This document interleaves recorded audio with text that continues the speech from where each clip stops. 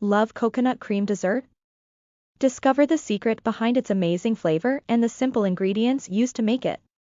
Visit our page now for the full recipe. You need the following ingredients. Coconut, 1½ cups. Powdered sugar, ½ cup. Powdered milk, ½ cup. Cream, a can. Preparation method. Put half the amount of coconut, sugar, milk, and cream in a bowl. Then mix the ingredients well with your hands until completely combined. Make small, equal-sized balls from the coconut and cream mixture. Dip the balls in the remaining amount of coconut to cover them completely, then place them on a flat tray. Put the tray in the refrigerator for about 60 minutes until the balls are firm.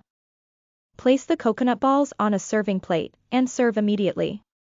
We sincerely thank you from the bottom of our hearts for watching our video.